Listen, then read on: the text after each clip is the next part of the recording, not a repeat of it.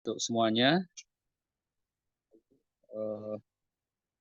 Tetap terus mengadakan kegiatan-kegiatan yang bertujuan untuk terus menyebarluaskan dan memberikan pencerahan khusus dalam hal-hal Al-Quran dan juga qiraat, tafsir dan sebagainya. Baik, langsung saja. Mungkin bisa ditampilkan Ustaz yang Imam Syatibi ya.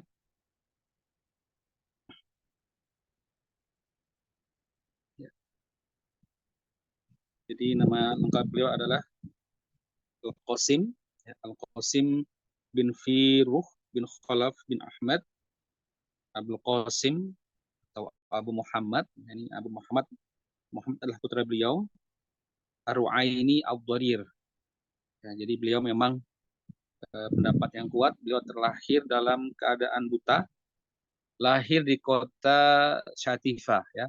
Sekarang kalau dicek di map itu Syatifa pakai X ya, Syatifa itu sebuah kota di Valencia ya, masuk provinsi Valencia. Tahun 538 Hijriah. 538 Hijriah. Jadi Syatibi ya, ada dua ulama ya. Tapi Imam Syatibi lebih duluan dari Imam Syatibi yang satu lagi yang pakar fikih dan juga akidah.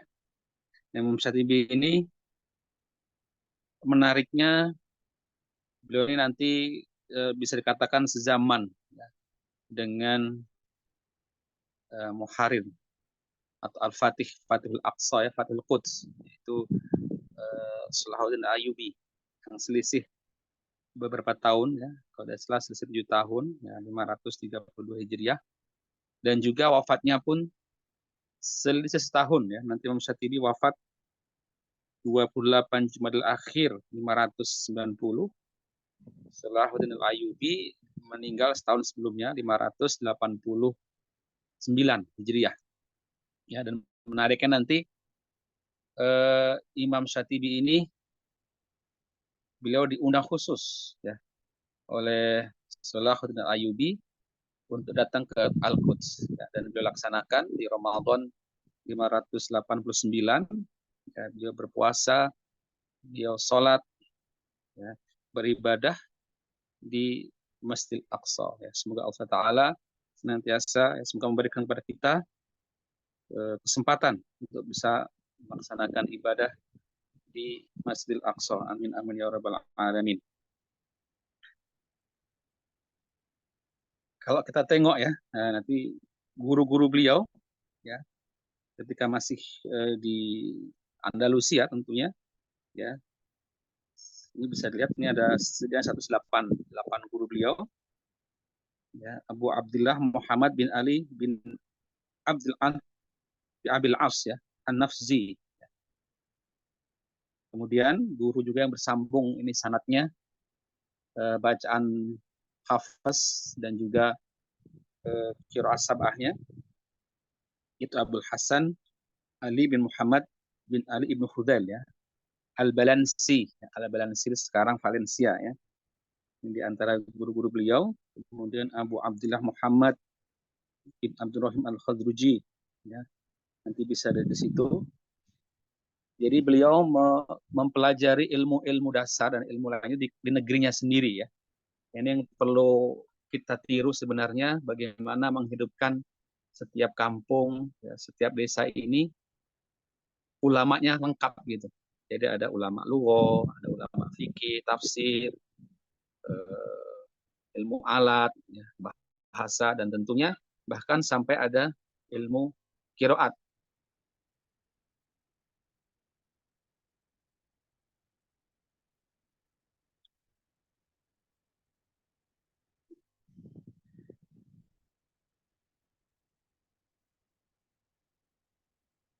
Halo, ini masih bisa dengar suara saya? Halo, Ustaz?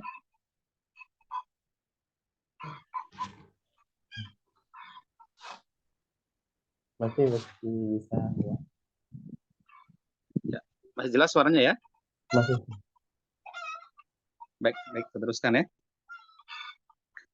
Kemudian singkat cerita, ketika beliau sudah punya kemampuan ya dalam segala ilmu ini, kemudian beliau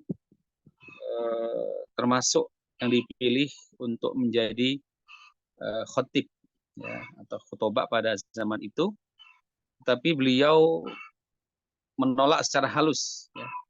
Dikisahkan beliau tidak berkenan ya, ketika dalam khutbah ceramah-ceramah itu hanya untuk memuji ya para pemimpin ketika itu, ya, mengagung-agungkan, meninggi-ninggikan para raja-raja dan sebagainya. Beliau tidak mau seperti itu. Akhirnya beliau punya alasan yang halus ya untuk tidak menjadi khotib, menjadi penceramah di negerinya ya, dengan alasan ingin menunaikan ibadah haji ya. Maka beliau keluar dari Andalusia, dari kampungnya itu, dan ketika sampai di Iskandaria ya, sampai Mesir, beliau ini diberikan kehormatan ya oleh Qadi Al-Fadil. Ya, jadi mungkin bisa dikatakan gubernur Mesir ketika itu Qadi Al-Fadil ya, yang sekarang masih ada ya, bekas madrasahnya, Madrasah Al-Fadiliyah. Ya, jadi Kairo ada, bisa dicari Al-Madrasah Al-Fadiliyah. Itu adalah madrasah yang dibangun oleh Al-Qadi Al-Fadil, gubernur atau bisa juga menterinya Salahuddin Al-Ayyubi, yang sangat memuliakan para ulama sehingga membuat madrasah namanya Madrasah Al-Fadiliyah. Disitulah para alim ulama memberikan darasnya, memberikan ilmunya, dan juga menyiapkan generasi-generasi dengan berbagai macam keilmuan, ya, termasuk Imam Syatibi, di mana nanti dari situlah para ulama-ulama datang dan kemudian pulang menyebarkan ke negeri-negerinya masing-masing. Ya. Salah satu nanti murid utama beliau, yang misalnya adalah Alamuddin Abdul Hasan Ali bin Muhammad Abdul Samad Sahawi. Ini yang menyebarkan ilmu qiraat ya dari Imam Syatibi ke negeri Syam, ke Damaskus. Ya. Kemudian juga ya di antara murid-muridnya ini ada menantunya, ya menantunya Kamaluddin Abdul Hasan Ali bin Suja' ya Sihri Syatibi. Dikatakan beliau ini juga buta, ya. Jadi sebenarnya ketika belajar lahir tahun 572, ya wafat tahun 661. Jadi beliau ini juga buta sebenarnya. Ya, baru menikah dengan putri Imam Syatibi ketika Imam Syatibi sudah wafat. Ya. Nah, terus juga dikisahkan juga sebenarnya putra beliau yang juga beliau Muhammad bin Al-Qasim Asy-Syatibi juga dikisahkan beliau buta. Dan menariknya juga bahwa Kamaluddin ya Abdul Hasan ini, Ali bin Abi Suja ini, beliau sebelum istilahnya berguru kepada Imam Syatibi sudah hafal Manzumah Syatibiyah, ya Hizbul Amani itu, ya. Sama seperti Imam Syatibi, ya, ketika hendak berguru kepada Ibnu Huzail, itu beliau sudah hafal At-Taisir, qiraah sahabatnya Imam Abu Amr Ad-Dani, wafat tahun 444. Ya. Jadi luar biasa, gimana Imam Syatibi itu, ya bentuknya masih nasr, kitab dihafal oleh beliau ya sebelum belajar qiraah sab'ah kepada Ibnu Huzail. Ya. Ini juga mengingatkan kepada kita bagaimana kisah Imam Syafi'i yang sudah hafal Muwatta sebelum ya ketika menghadap belajar kepada Imam Malik. Ya. Dan luar biasa sekali ya bagaimana nanti silsilah sanad kita ini melalui Kamaluddin Abdul Hasan Ali bin Suja ini. Ya. Kemudian, nah ini karya-karya beliau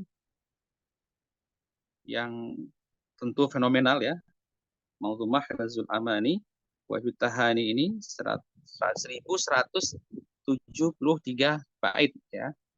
Bahkan Bahtawil ya, Lamiyah yang luar biasa keberkahannya ya.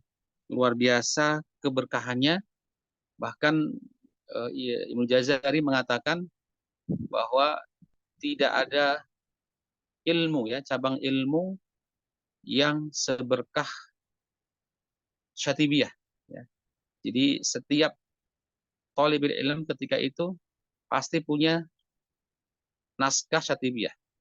Bahkan dikatakan semua rumah para thalibul ilm pasti ada yang juga menghafal Asyatibiyah. Ya. Jadi begitu masyhurnya ya, seakan-akan memang orang mengenal qiraat sabah itu ya Asyatibiyah.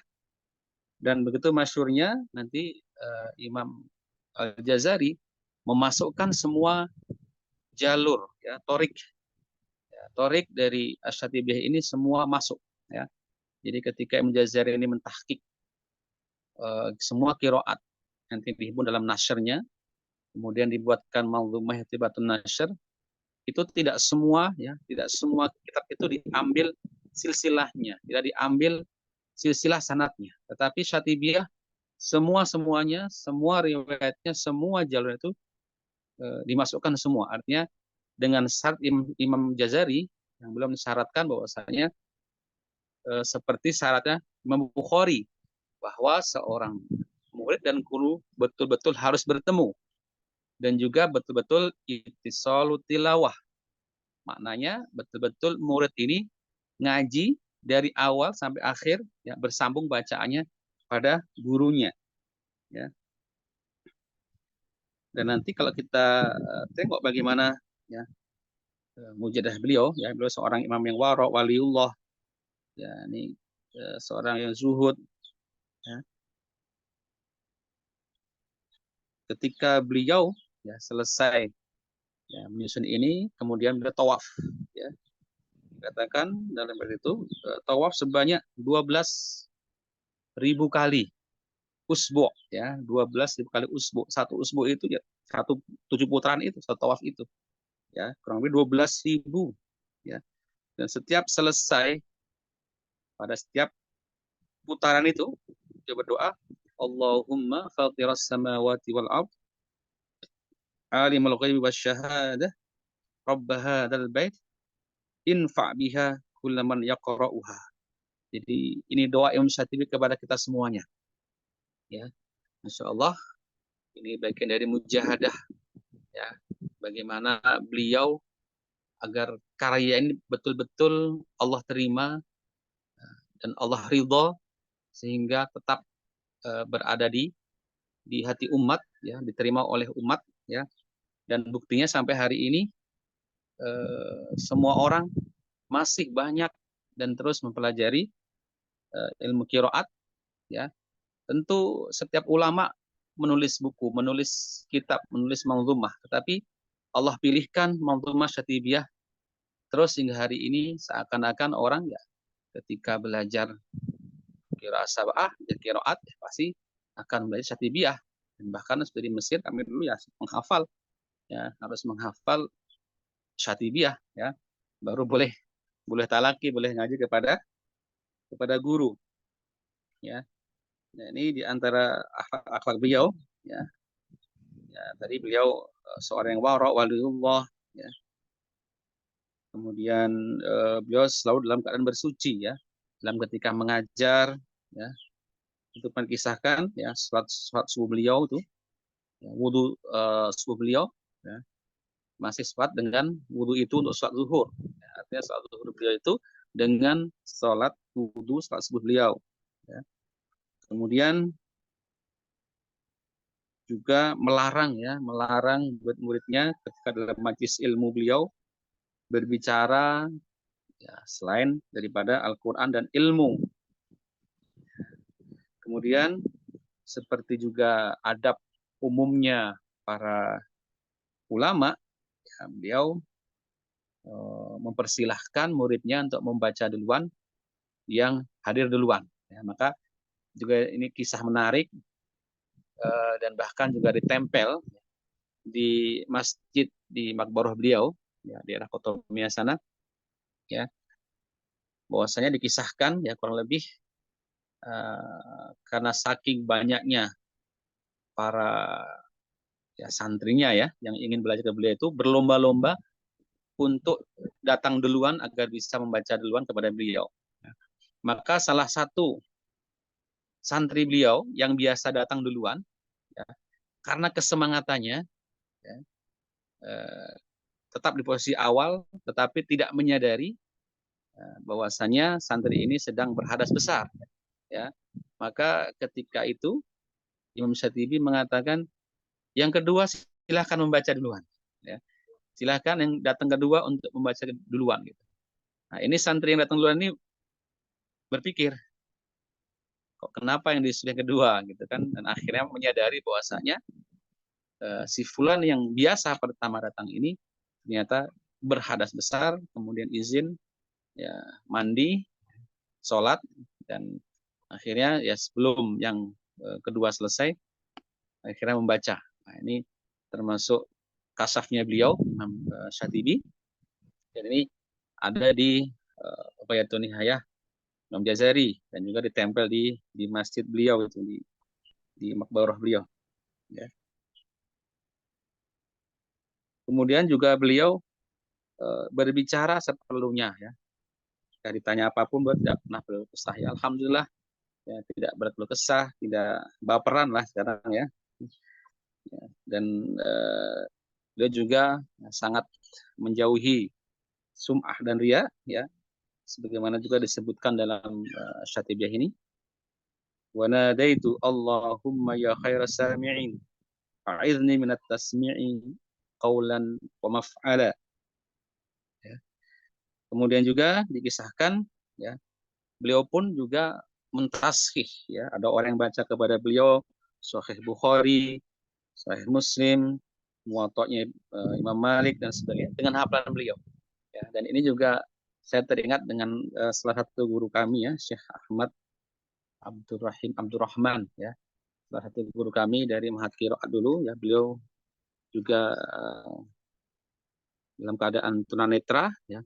Itu banyak ulama-ulama mahasiswa itu ya, mentasih bacaan, mentasih mazumah ya, kepada beliau ya. Jadi laki kadang datang dari Mahat Qiraat ke beliau, dari tempat lain datang ingin mentasih mazumah, dan beliau ketika kita membaca itu beliau uraikan ya. Jadi mentasih bacaan-bacaan itu. Insya Allah luar biasa. Ya itu saja mungkin kurang lebih singkat cerita bagaimana Imam Syatibi yang keberkahan dari karya beliau hari ini bisa dikatakan sejak itu hingga sekarang, dan mungkin nanti semua orang tidak ada yang tidak mempelajari ilmu qiraat kecuali akan belajar Syatibiyah ya. Dan nama beliau tertulis dalam silsilah ya, abadi dalam silsilah para rijal ya, para masyayikh yang mengajarkan Al-Qur'an, dan insya Allah beliau-beliau ini semua akan senantiasa mendapatkan mata air jariah ya, yang terus mengalir, dan doa-doa dari orang-orang setelah beliau ya, dari seluruh kaum muslimin khusus para pelajar Al-Qur'an berqiraat yang akan terus mendoakan, mengirimkan doa-doa kepada beliau. Nah, inilah luar biasa bagaimana ya tadi dikatakan oleh Jazari, tidak ada satu rumah seorang pelajar setiap muslim ketika itu yang tidak punya naskah Syatibiyah ya. Bahkan dikatakan melebihi ilmu-ilmu lainnya ya. Padahal tidak mudah ya, tidak mudah menghafal membaca Syatibiyah itu, tapi Masya Allah hingga hari ini Allah mudahkan ya, ternyata memang ini yang Allah pilihkan ridho kepada umat untuk dijadikan sebagai referensi, sebagai rujukan dalam belajar ilmu qiraat. Ustaz, mohon maaf, nanti kita sampai jam berapa waktu Ustaz? Mohon maaf, boleh bertanya? Sampai jam 1, Syekh. Allah. Sampai jam? 1 siang. Sampai jam 2. Sekarang setengah 2. Sampai jam 2. Jam 2 ya? Okay. Baik. Baik, mungkin selanjutnya bisa membaca itu ya. manzumah risalah Tawasul Fasil yang saya tulis. Ya, nanti ada yang terjemahan singkat aja itu. 12 bait ya. Jadi sebelum memasuki ini ada baiknya kita mengenal sedikit tentang al-khilaful wajib ya. Al-khilaful wajib dalam belajar qiraat ya. Jadi al-khilaful wajib sebagaimana disebutkan oleh Syekhina Syekh Muhammad Ali Ad-Dhaba dalam kitab Al-Idha'ah fi Usulil Qiraah ya. Ada 3 hal penting yang harus kita ketahui dalam belajar qiraat ataupun dalam membaca Al-Qur'an ya. Perbedaan apa itu qiraat, yang kedua riwayat, yang ketiga thorik ya. Yang kita tidak boleh mencampur adukkan bacaan antar thorik, apalagi antar riwayat, apalagi antar qiraat ya. Sebagaimana dalam fikih kita tidak boleh mengamal satu paket amalan dengan menggabungkan berbagai macam mazhab. Misalnya basuh mukanya pakai mazhab Maliki, kemudian batalnya pakai mazhab Hanafi, ya tidak boleh seperti itu. Ya, jadi qiraat ini kalau dalam fikih kita mengenal ada 4, ya tidak boleh talfik, tidak boleh tumpang tindih campur-campur ya. Maka dalam hal membaca